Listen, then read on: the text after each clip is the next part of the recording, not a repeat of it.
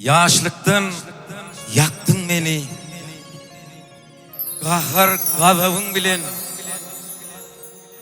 Yokuz hem adalatı, ehtib olmadık dünya.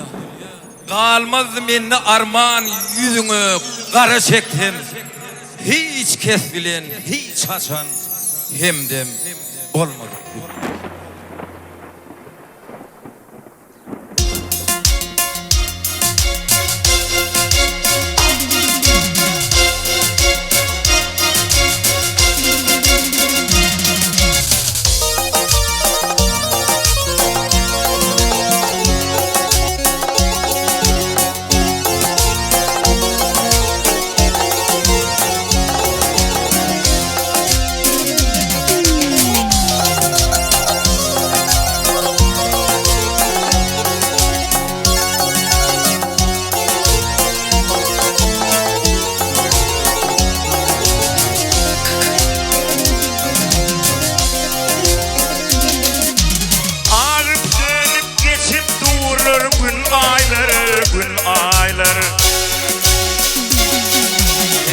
Uğrar eder köpün vurun ol bağlar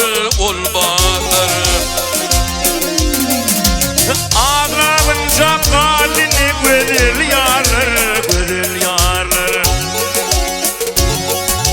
Ketip olsun namaz bu dünya Yüreğim beni barlat yer yarlı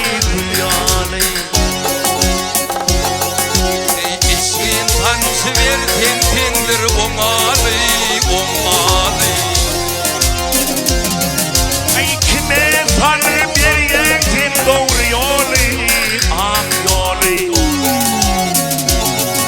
Ey görkemleri ağlaştırdın ey dünya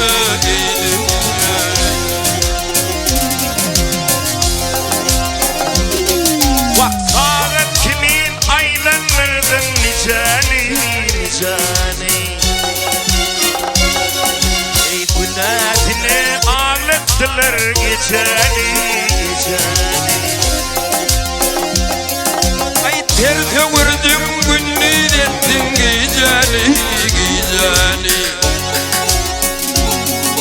Ey dostlarımızı düşman ettin ey dünya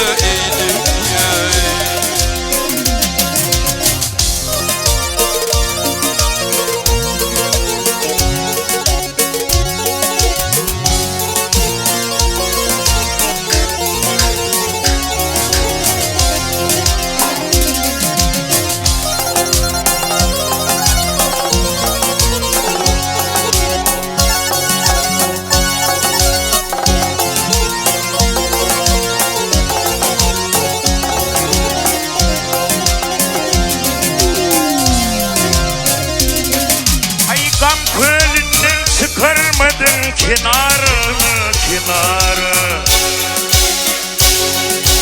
Yalnızlıkta koyan bizi azara Ağrını konuşma yürü